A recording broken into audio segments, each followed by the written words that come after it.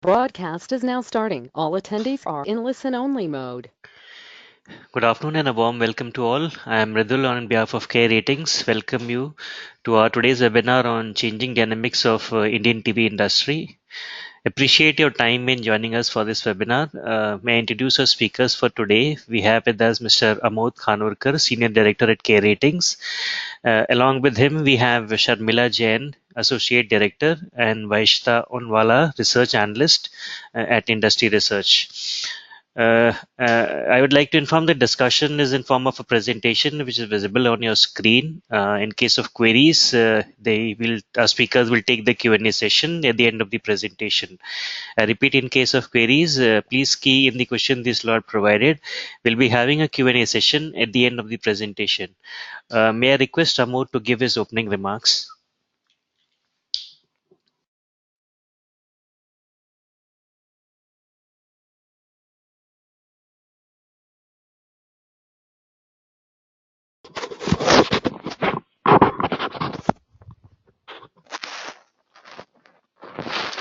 Thanks, Pradul.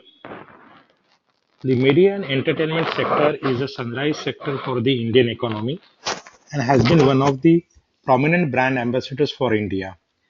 The creativity presented through Indian TV, cinema, print, and other media has created a strong showcase of content that is unmatched globally. This sector has undergone massive changes over the years, where the reach is improving significantly not only for the traditional media such as TV, radio, print, but the increasing investment on digital platforms is enabling a move towards personalization of the content. With the drop in internet data prices over last 2 years, Indians are increasingly spending their time on viewing content at a time and a place of their choice and convenience. Today's webinar talks about the changing dynamics of the Indian TV industry, wherein we would be covering topics such as the structure, level of penetration, sources of revenue, share of TV viewership, growth drivers, comparison of OTT and pay TV, TRAI's new tariff order, and concluding our webinar with CARE's view on rating of the companies that fall in this particular industry. Some of the key findings that we shall present in this webinar are: 1. TV is expected to grow on back of growing penetration. 2019 is expected to witness healthy advertising spend on back of domestic consumption and major events such as general elections, Cricket World Cup, IPL, etc. Second point that we'll bring out is, with the shift in viewing habits of modern households from linear TV to OTT, the competition for linear TV has increased significantly and the need for original content has risen. In this backdrop of changing dynamics of Indian TV industry, the players who are able to leverage the combined power of linear TV and OTT shall be successful in our opinion. Third finding is that the industry may experience a focus on regional language content in the near future, and collaboration between OTT players and telcos will be one of the crucial factors driving its penetration. My colleagues Sharmila and Vahishta shall now take you through the details as far as this webinar is concerned. Thank you. Over to Vahishta.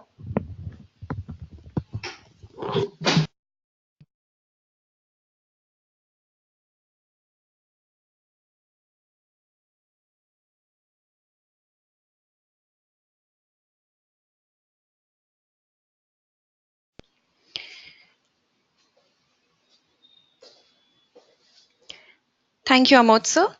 The Indian media and entertainment sector crossed 1400 billion rupees in financial year 2018, a growth of about 11% over the previous year. Over the past 5 years, the sector grew at a healthy compounded annual growth rate of close to 11%. Financial year 2017 saw a slower growth as it was hit by the major economic event, demonetization, which led to a drop in discretionary spends by individuals on entertainment related expenses, along with a drop in advertising spends. However, a healthy recovery was seen by the end of the year. From April 2000 to December 2008, FDI inflows in information and broadcasting sector, including print media, reached $7.5 billion. The Indian media and entertainment sector includes 10 segments, namely TV, print, films, digital advertising, animation, and VFX, gaming, out of home, radio, music, and live events. TV, print, and cinema are the largest three segments which cumulatively account for about 80% of the total revenues of the sector. TV is the biggest segment with 46% share, followed by print contributing 22% and films 11%. Growth in the print segment was led by increasing literacy rates and extremely affordable printed copies. Globally, India produces the largest number of films, which is close to 2,000, but the country is still underpenetrated with just about 10,000 screens. China, with a similar population as ours, has about 23,000 screens, more than double of what India has currently. Due to the limited number of theatres in the country, the industry faces difficulty in simultaneously releasing two big budget films on the same day, having an impact on the box office collections. The recent reduction in GST rates on movie tickets is expected to improve occupancy rates and footfall numbers in the coming quarters. The digital advertising segment has more than tripled in the past 5 years, which can be attributed to the change in advertising budgets led by varying content consumption patterns of consumers. Animation and VFX caters mainly to the TV, film, and digital segments for content creation. A mix of factors such as growing disposable income, growing sales of low-priced Chinese smartphones in India, growth of data consumption, and digital payments have contributed to the 35% year-on-year growth of gaming industry in financial year 2018. This industry stands at 44 billion rupees today. Moving on, now we focus on the Indian TV industry. The value chain consists of content production, broadcasters, distributors, and TV viewers, wherein the content production segment creates content for the broadcasters, who in turn broadcasts the same on their channels through various distributors. While the content production segment is unregulated, the broadcasting and distribution segments are regulated by the Ministry of Information and Broadcasting and the Telecom Regulatory Authority of India. The content production segment is quite fragmented with low entry barriers. They may lack bargaining power with the broadcasters due to the preference of working with larger players. Artists, set developers, and directors are the major individuals involved in content production segment. The broadcasting segment is capital intensive with high competition amongst the players. TV broadcasters in India are present across multiple genres to suit requirements of TV viewers. Leading broadcasters have the power to attract top advertisers and command ad rates. Distributors are multi-system operators and local cable operators. Content from MSOs move to LCOs, which is ultimately consumed by the subscribers. Distribution platforms in India are broadly of four types: cable TV, direct to home, internet protocol television, and head-end in the sky services. There are around 6,000 MSOs and 60,000 LCOs present in the Indian market today, and about 800 channels. Indian television industry grew 10% year-on-year in FY18 to reach 652 billion rupees today. The industry has a revenue share contribution of 45% in the Indian media and entertainment sector. However, we have seen a marginal decline of share in the past 2 years. The overall industry has grown at a healthy compounded annual growth rate of 11% over the past 5 years. The two major components from which the TV industry derives its revenues are advertising and subscription. While currently subscription contributes about 65% of total revenues to the industry, its share in the overall pie is declining or at stagnant levels when compared on a year-on-year basis. In the previous financial year, subscription clocked lower growth than expected, with the increasing penetration of DD free dish, which created pressures on ARPUs of distributors. advertising revenue has seen a faster growth of 13% over the past 5 years compared with subscription revenues of 10%. The advertising revenue in first half of financial year 2018 was majorly impacted by implementation of GST and RERA as companies operating in the household and consumer products along with real estate industry had static ad spends. From the chart on screen, we can see that out of the total 298 million households in India, just 66% have a TV currently, which translates to an opportunity size of another 100 million households. TV households have more than doubled in India since 2004, and its pace of growth is faster than the growth established by number of households in India. As seen in chart, TV penetration in 2004 was at 40%, which grew to 66% in 2018. As seen in chart on the left, the daily average time spent by an individual on watching TV is 3 hours and 44 minutes. In the south, time spent is higher at 4 hours and 9 minutes. South comprises of Tamil Nadu, Andhra Pradesh, Telangana, Kerala and Karnataka, while the remaining states comprise of Hindi-speaking markets. Out of the total time spent by an Indian on consuming all media, the largest share is of TV with 57%. The remaining include digital, radio, and print. This concludes that television continues to remain the most popular form of entertainment in the country today. One of the reasons for huge popularity of TV among Indians is its low cost. The pay TV ARPUs of India is at about $3 per month, which is among the lowest compared with other nations. China, with similar population as ours, has double the ARPU, while US is as high as $88 a month. TV remains to be one of the cheapest source of entertainment in the country. TV viewership is highest amongst the youth in the age group of 15 to 30 years. About one-third of the country's TV viewership comes from this age bracket.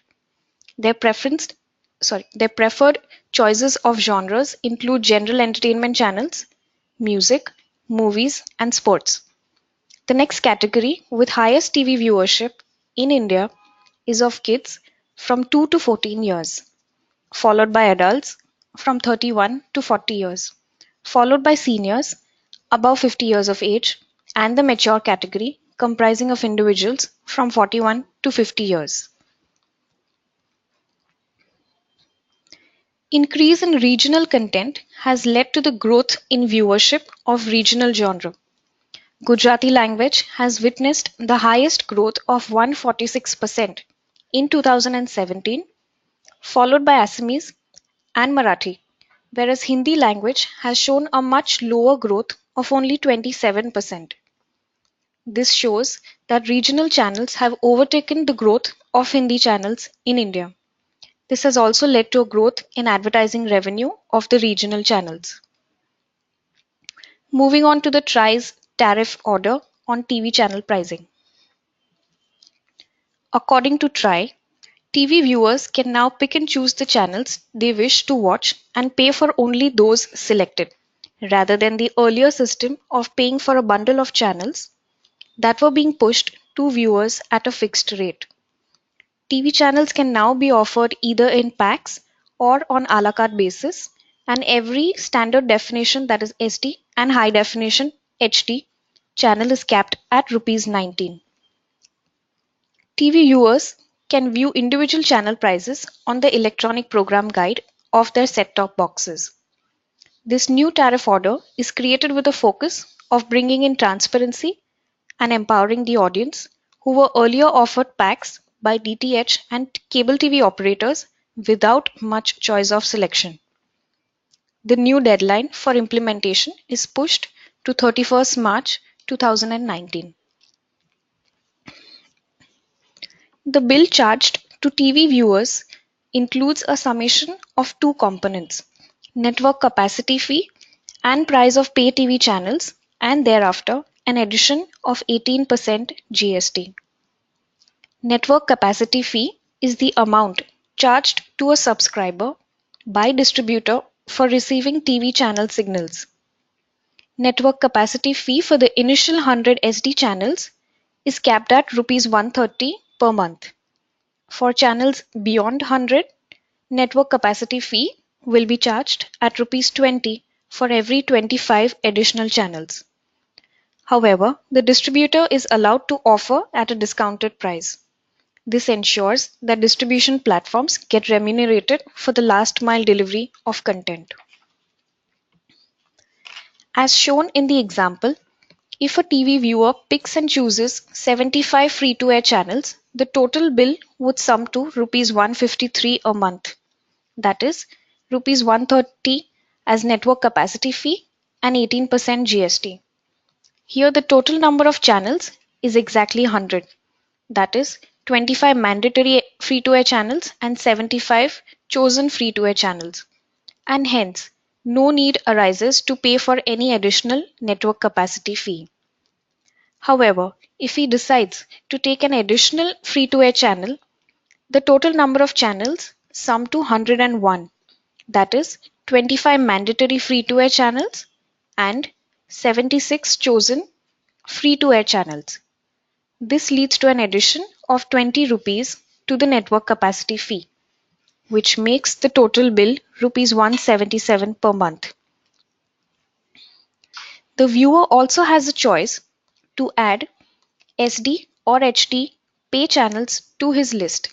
The calculations for the bill in this case remain the same except for the addition of price of chosen SD or HD pay channels. However, for the purpose of calculation of network capacity fee, in case of pay SD or HD channels, it is important to note that every SD channel is counted as one channel, whereas every HD channel is counted as two channels. To understand better, we take a scenario where a viewer chooses 3 SD channels and 2 HD channels. In this case, the total number of channels sum to 7. The table shows the billing under new tariff. We take a scenario where a TV viewer chooses SD packs with popular channels which include a mix of various genres including general entertainment channels, lifestyle, movies, music, kids, news, sports, etc. Here the total bill sums to 492 rupees a month on an offering of 127 SD channels. This calculation does not include any discounts offered by distributors. We compared this with the pricing offered before the implementation of tariff order when an urban subscriber was charged about Rs 400 to 500 for an offering of about 700 to 800 SD channels. On comparing of both the scenarios, it can be concluded that at a similar price, greater number of channels were being offered to a subscriber before the tariff order compared with what is being offered today. That is after the implementation of tariff order. Before the tariff order, revenue would be shared between distributor and broadcaster based on a mutual agreement, while in the new framework, the revenue sharing will be as follows. Network capacity fee to be shared between local cable operators and distribution platform operators in the ratio of 45:55. Revenue from pay TV channels will be shared between broadcaster and distributors in the ratio of 80:20. The distributor's revenue of 20% will further be shared between local cable operators and distribution platform operators in the ratio of 45:55. Now looking at the expected impact on TV viewers, distributors and broadcasters. Firstly, on TV viewers, the new tariff order is framed to favor the TV viewers. Whether the benefit accrues is yet to be seen in coming months. Monthly bill for a subscriber may or may not rise depending on an individual's preference of channels and the price of selected channels. While it is important to note here that the total amount can be reduced if a subscriber selectively chooses only the channels which he views on a regular basis. Distributors. Content cost will now be a pass-through for distributors and be borne by broadcasters, which was earlier to be shared between broadcaster and distributor in a mutually decided ratio. This could lead to an improvement in margins of distributors in the coming months. Distributors who are already facing pressure in recent period due to increasing penetration of OTT players may start offering heavy discounts in coming months so as to combat competition and sustain in the market. This can benefit the TV channel subscribers whose bill amount could get reduced.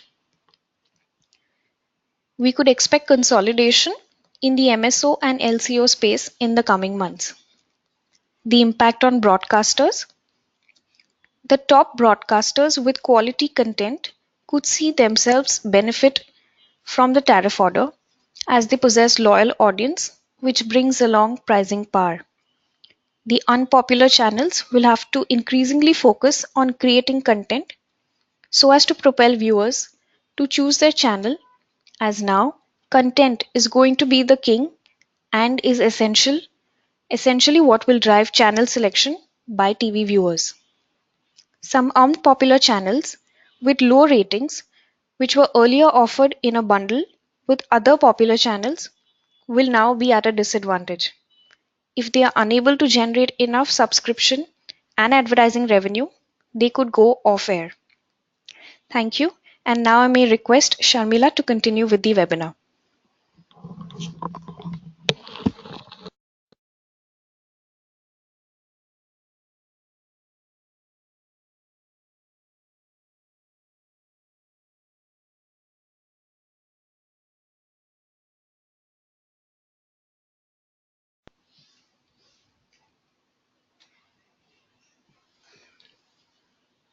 Thanks, Vahishta. Moving on to OTT versus linear TV. Digital media has grown significantly over the past few years and continues to lead the growth charts on advertising. The increase in the number of devices capable of supporting digital media, along with increasing internet access speed, has provided consumers with an option to access the media content of his choice, be it information, entertainment, or social activity, anytime, anywhere. On the right side of the slide, the graph shows that there is a significant growth in the time spent on video apps. The rapid uptake of connected devices such as smartphones, tablets, Fire TV Stick is instrumental in shifting beyond traditional media formats towards digital medium. As can be seen from the graph on the left side, around 50% of the users viewing TV content are millennials who would prefer viewing content at ease during transit, and hence there is a threat of digital media outperforming the traditional pay TV in the long term. Though viewing content on OTT platforms is much preferred given the fact that preferable content can be viewed with ease on the move while exclusive content is available online, the cost incurred on per minute viewing of content is currently comparatively higher in India. With the fall in broadband pricing triggered by Reliance Jio, the gap between the cost of watching an hour of TV on broadband and traditional cable or DTH has been reducing gradually. However, given the fact that an average TV household watches over 4 hours of content a day, it is currently still more expensive to watch TV using broadband, particularly if watched on a large television screen.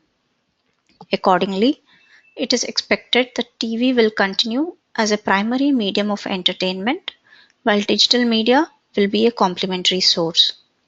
Having said this, on account of the disruption caused by OTT, the growth of traditional TV is expected to be slow. Many TV broadcasters in the country have launched their own platforms. However, the competition is so intense that the capital required will be huge and there may be consolidation of players going forward. Let us now move on to the credit rating aspects of companies in media sector. We will start with the rating methodology for media companies. First is business risk assessment. This slide covers certain business risk factors which are specific to the sector. First is scale of operations and market position. For a broadcaster, scale of operations is linked to the presence across channels, the market share in key properties, and reach in viewership. Whereas for a distributor, such as a cable network distributor or a DTH player, scale is linked to number of subscribers, pan-India viewership pattern, and lower churn rate.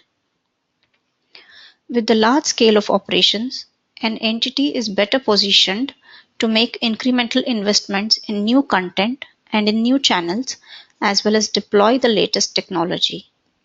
Also, a large revenue base results in economies of scale in terms of cost efficiencies in production, distribution, purchasing, and administrative functions. A broadcaster with a strong market share enjoys better negotiation power with advertisers for favorable advertisement rates. Distributors with strong market share are able to better negotiate with broadcasters, thereby reducing their content cost. While all these are the strengths from business risk perspective, the impact of a healthy market share is also reflected in growing scale of operations as well as stable EBITDA margins. Next is segmental and geographical reach. For a broadcaster, diversification in terms of segments, businesses, and geographies is evaluated. Presence of a broadcaster in various genres like entertainment, news, movies, music, etc. is a positive factor as it provides access to a large target audience and reduces the vulnerability of revenue to economic cycles. The geographic diversification of a broadcasting entity is reflected in the number of markets and regions it caters to, which in turn is a function of its channel bouquet. Expansion into overseas markets, increase in depth of regional markets, and increasing penetration of OTT platforms have broadened the revenue streams for the broadcasters.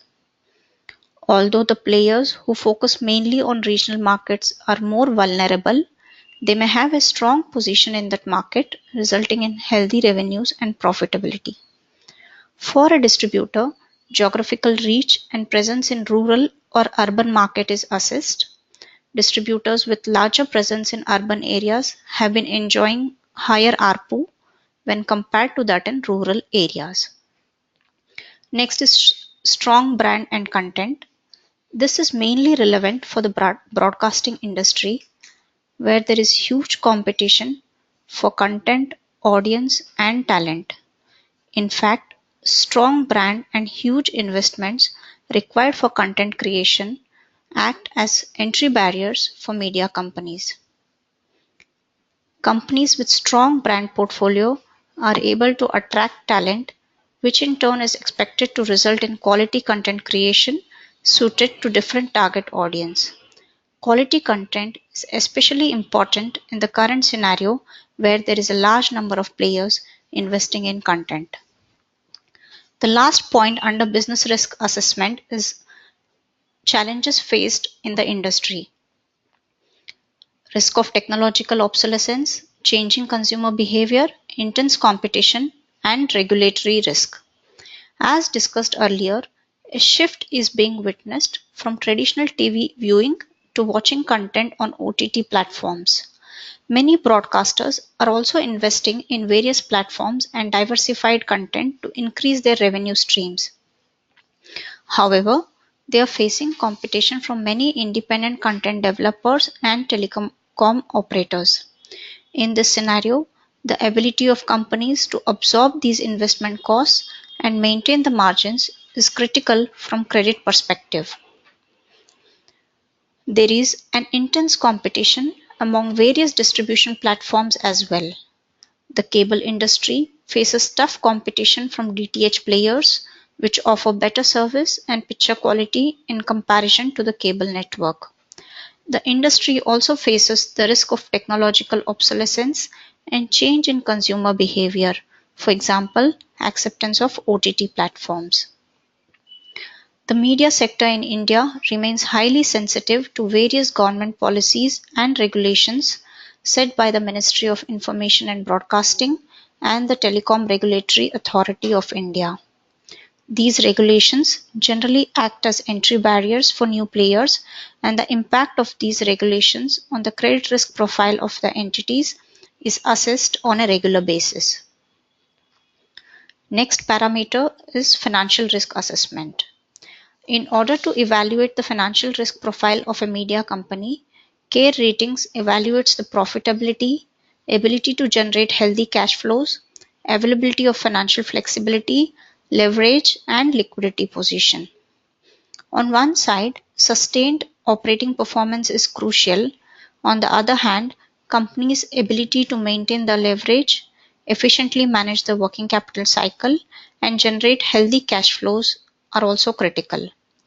Broadcasters have to continually invest on new channels, including content creation and purchase of hardware, which have a long gestation period. The DTH industry involves large capex as operators need to undertake significant establishment costs and operating expenses to ensure sustained ramp-up in the scale. The cable industry also has to undertake continuous capex for purchase of set-top boxes and expansion of the broadband business. The cable industry also faces delay in payments from various local cable operators, resulting in high collection period. Also, there is foreign exchange currency risk on account of purchase of content from international market, foreign currency loans, import of set-top boxes, subscription revenue from overseas market, etc. Understanding the hedging policy and the impact of currency fluctuation on cash flows of the companies are also important.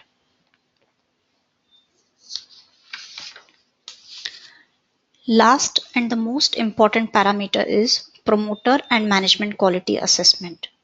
Apart from the various parameters as discussed now, assessment of promoters and management quality as well as corporate governance practices adopted by the company are very important.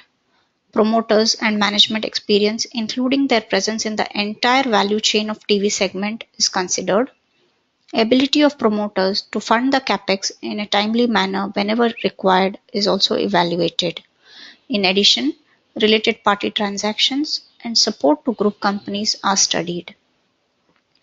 Whether a company follows sound corporate governance structure and adheres to legal and statutory compliance requirements are factored in during credit analysis. This slide shows the dispersion of CARE-rated clients. Currently, there are 30 companies rated in media sector by CARE. Out of this, 25 are in investment grade and 5 are in sub-investment grade category.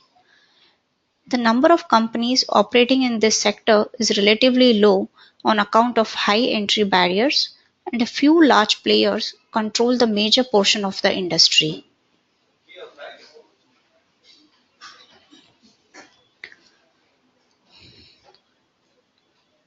In this slide, we have highlighted the credit factors specific to media sector which will have an impact on the credit rating in the current scenario. First is overall change in the consumer's preference. As mentioned earlier, there is a shift in viewership from linear TV to OTT platforms because of affordable internet and ease in content consumption. Also, there is intense competition in terms of content availability as well as among various platforms. There is also entry of independent content and telecom operators, increasing the competition further. In this changing landscape, players who are able to invest in content catering to diversified audience base as well as in setting up of platforms will be in a better position to handle the changing dynamics of TV industry. Lastly, The ongoing stress in the financial markets is expected to impact the companies and media sector like in any other sector. In this scenario, companies belonging to strong group and who have strong financial flexibility are better placed. In this slide, we have presented the key ratios of broadcasting companies rated by CARE ratings. We see that EBITDA margins are healthy for the broadcasters, although the same could have been higher if not for investments made by the entities in new channels and new platforms on a continuous basis. Combined overall gearing is also comfortable, indicating that investments are being funded by a combination of equity and debt. Here we have shown the key ratios of distributor players rated by CARE ratings. In this case also, EBITDA margins are healthy. However, overall gearing is high on account of low net worth base and debt required for procuring set-top boxes. Net worth base has been negative or low mainly for DTH players on account of subsidization of set-top boxes.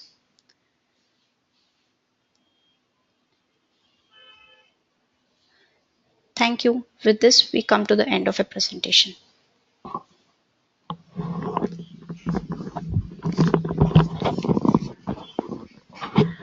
Thank you, Sharmila, Vahishta. Dear participants, we're taking a break of 2 minutes before we begin our Q&A session. In case of queries, you can please key in the questions in the slot provided. I repeat, we'll be having a break of 2 minutes before we begin our Q&A session. In case of queries, please key in the questions in the slot provided. Thank you.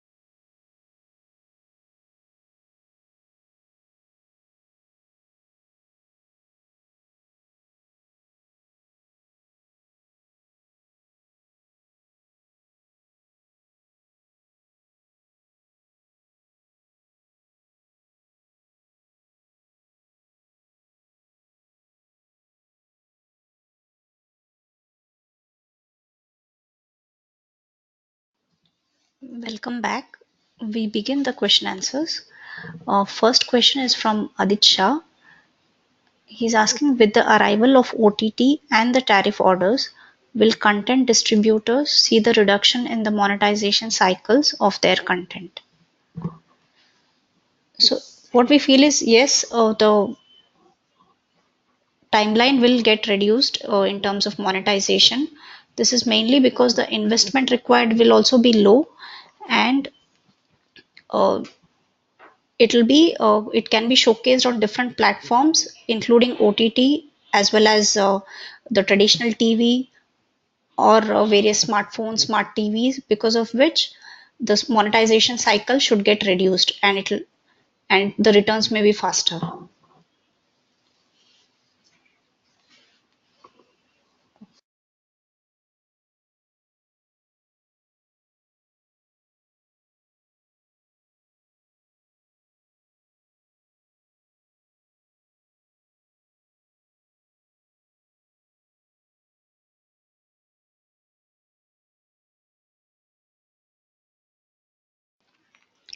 Next question is from Sanjana. What do you think would be the impact of tariff order? Would the monthly bill amount reduce or go up? Sanjana, like I mentioned earlier, the new tariff order is framed to benefit TV viewers. But whether the benefit accrues is yet to be seen in the coming months. We feel it is a bit early to comment on the same. Monthly bill may or may not rise depending on the channels which are chosen. Usually, the number of channels that a TV viewer watches mostly is about 20. So, there is a likelihood for the bill to reduce if the subscriber selectively chooses only those channels which he watches and pays for the same. Next question is from Anil. Do you expect TV penetration to reduce given the fact that OTT offers quality content and the convenience of viewing at any time and place? Anil, we would not say the penetration of TV would go considerably down. Rather, the growth rate may become slower in the coming years. We need to remember TV is still the most preferred medium of entertainment for Indians currently, with the time spent on TV viewing is as high as 4 hours. TV penetration is still at just about 66% and further will be driven by factors such as rural electrification, increase in disposable income, increasing distribution, and others. Yes, I'll say that the increasing penetration of OTT is definitely going to impact the industry, which is why major media players have started to realize the importance of digital platforms and as a result have undergone a shift in their business models in past few months. Also, major broadcasters have started investing heavily in offering their own OTT services, which acts as an additional revenue source for these players too.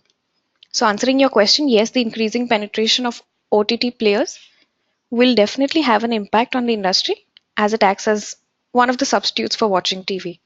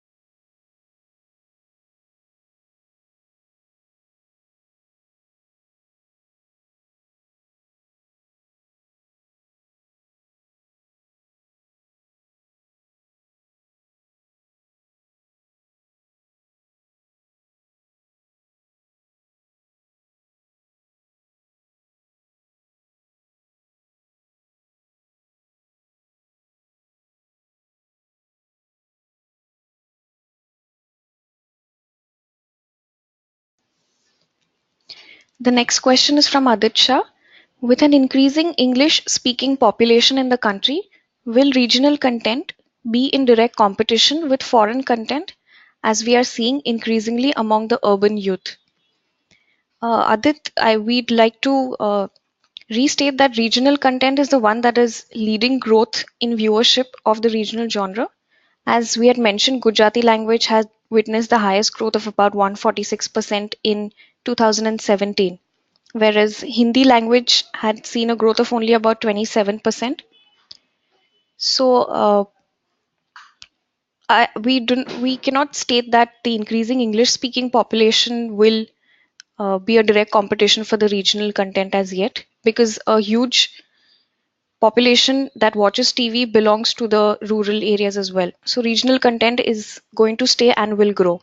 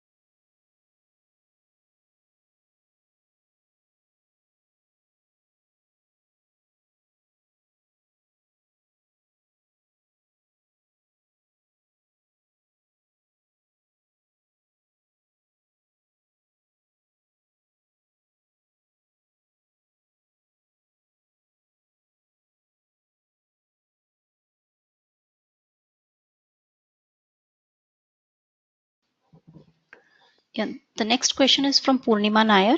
Thank you, Purnima, for the question. Which is the leading platform in terms of advertising revenue, OTT or linear TV channels?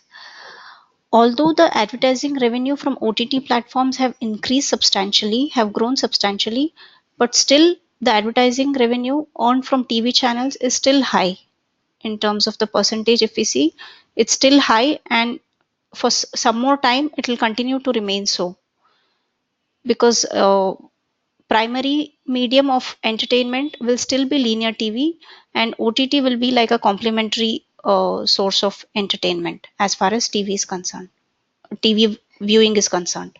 Thank you.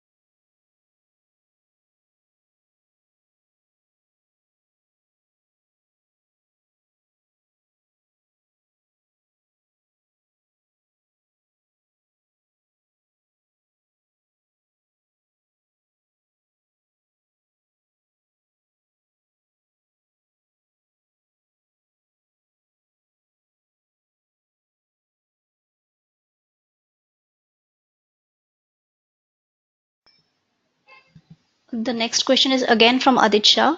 Thank you, Adit. Due to the tray order, the unpopular channels may go off air. Will this result in an increase in advertisement revenue due to more bargaining power of the popular TV channels? Actually, earlier also the advertisers would prefer prime slots and popular TV channels. So we don't expect that because of this stray order and unpopular channels going off air, the bargaining power should increase significantly for the popular TV channels. Thank you.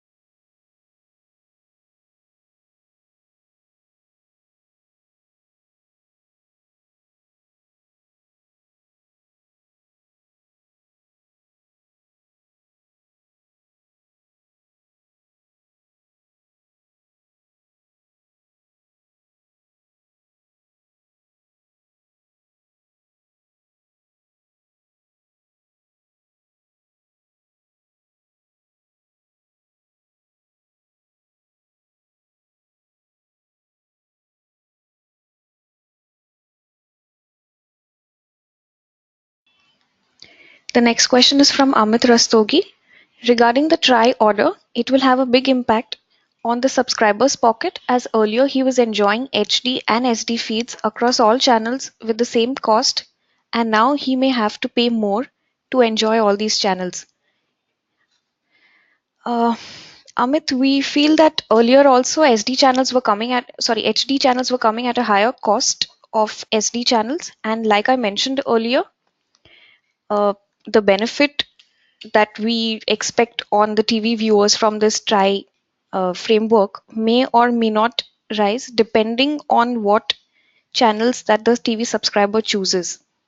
So the cost of your monthly bill is going to completely depend on the number of channels that a TV viewer uh, wishes to take in his pack.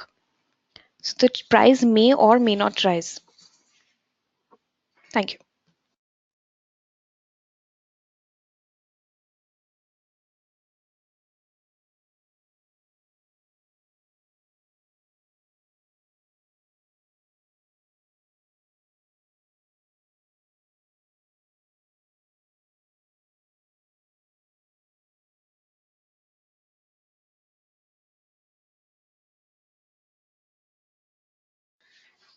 I think that was the last question taken up for the day. We thank you again for taking your time out and being a part of this webinar. For any further feedback or suggestions, you are please welcome to write to us in the suggestion box which will be coming no sooner the webinar ends. Thank you and goodbye for now.